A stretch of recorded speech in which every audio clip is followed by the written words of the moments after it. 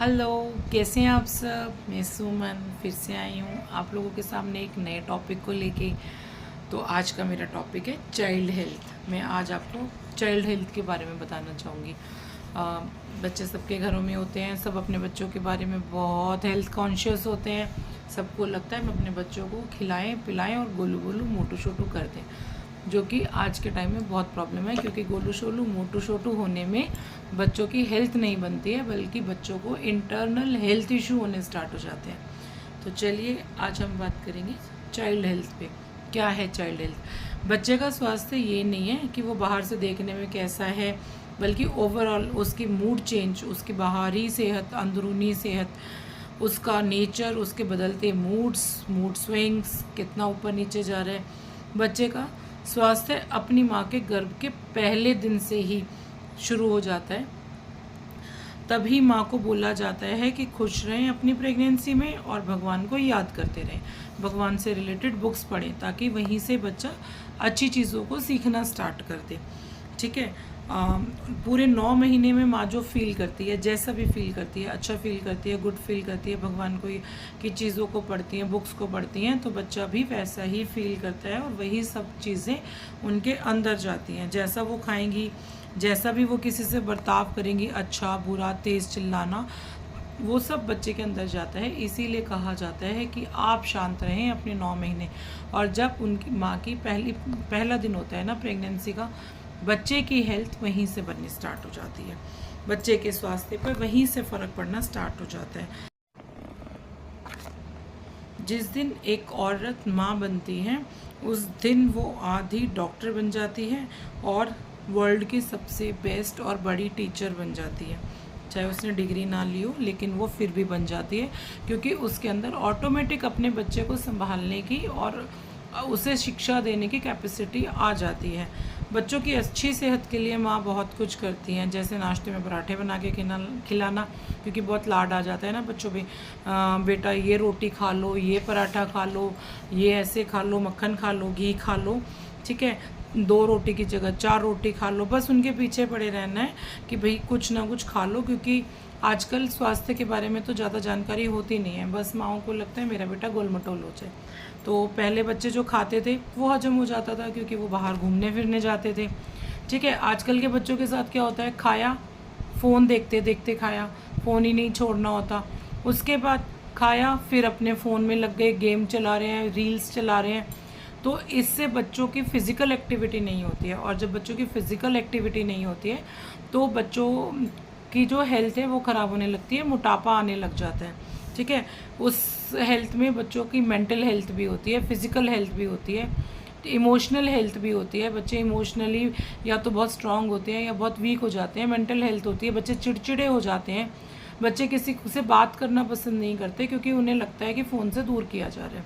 ठीक है, और बच्चे अपने लैपटॉप को, अपने फ़ोन को, मोबाइल को छोड़कर बाहर जाना पसंद नहीं करते हैं। अपना घर में ही उन्हें लगता है यही करना है और यही खेलना है, और उनका खाना हजम नहीं होता है।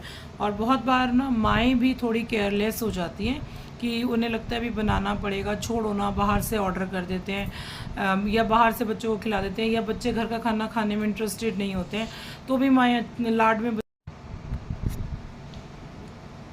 बच्चों को लाड में बोल देती हैं, अच्छा ठीक है मैं बाहर से मंगा देती हूँ, बाहर से खिला देती हूँ, बर्गर, चाउमीन, पिज़्ज़ा, जो भी होता है। ठीक है, तो बच्चों वो डायरेक्ट बच्चों की सेहत को अटैक करता है। उन्हें ऑन स्पॉट नहीं पता चलता कि क्या प्रॉब्लम आ रही है, लेकिन टाइम टू टाइम उनमें मोटापे की प्रॉब्लम आ जाती है, विसरल फैट की छोटे छोटे बच्चों में प्रॉब्लम आ जाती है। तो हमें समझना चाहिए कि हमें बच्चों को समझाना है कि बाहर का खाना उनके लिए बेनिफिशियल नहीं है, उन्हें घर का बनाया हुआ खाना, हेल्दी खाना ही खाना चाहिए। ठीक है, फ़ोन कंप्यूटर से बच्चों को थोड़ा सा दूर रखने की कोशिश करनी चाहिए, चाहे आप कैसे भी उन्हें समझाएं, कैसे भी बहलाएं। उन्हें अपना वक्त देना चाहिए कि चलिए हम पार्क चलते हैं, बच्चों के साथ खेलते हैं, या हम आपको खुद उन बच्चों को टाइम देना चाहिए।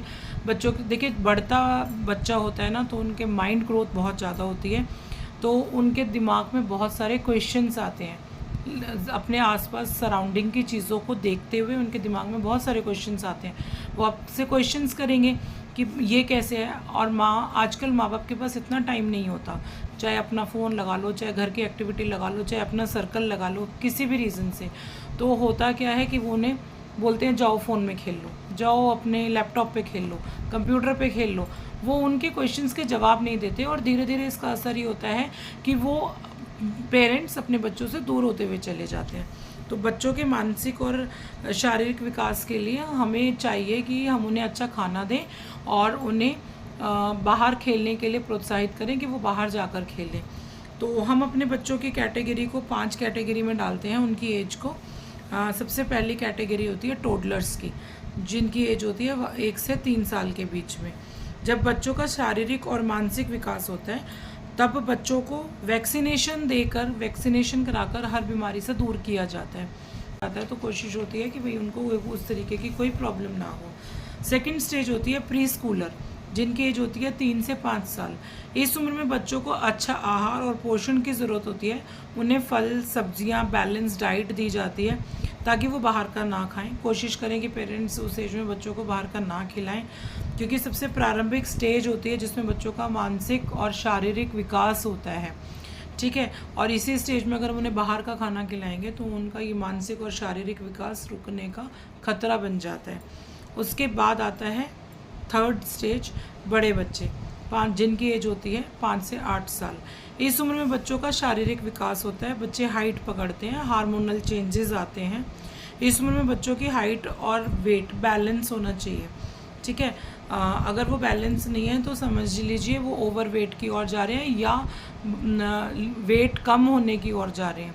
ठीक है, तो बच्चों के इस टाइम में उनके खाने पीने पे ध्यान देना चाहिए और सबसे ज़्यादा इस एज में उनकी मेंटल हेल्थ पे ध्यान देना चाहिए, क्योंकि बच्चों के माइंड में क्वेश्चंस आ रहे हैं ये।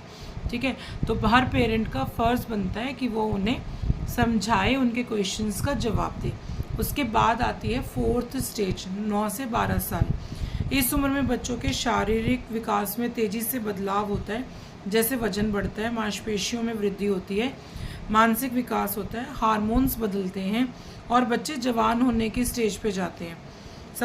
इस उम्र में माँ बाप को बच्चों से बहुत प्यार से हैंडल करना पड़ता है और उन्हें हर चीज़ के बारे में प्यार से समझाना पड़ता है। खुद को धैर्य से काम लेना पड़ता है। गुस्सा करना, लड़ना, झगड़ना, मारना, इन सब चीज़ों से बच्चे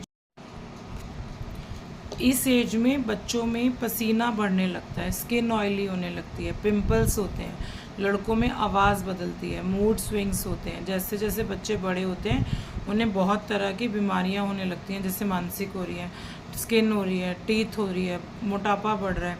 आजकल बच्चों को पढ़ाई की बहुत, अपने करियर की, पढ़ाई की टेंशन हो रही है, तो उनके ऊपर मेंटली स्ट्रेस आने लगता है। ठीक है, उनकी मेंटल हेल्थ ख़राब होने लगती है, क्योंकि आजकल पढ़ाई का बहुत ज़्यादा कंपटीशन आ गया है। ठीक है, मार्क्स को लेके बच्चे बहुत ज़्यादा पॉजिटिव होने लगे हैं कि भाई मेरे मार्क्स उससे कम कैसे हैं, उससे ज़्यादा कैसे हैं। और बच्चे जब इतना पढ़ जाते हैं तो उन्हें उनके अकॉर्डिंगली जॉब नहीं मिलती है, वो भी एक मेंटली स्ट्रेस है।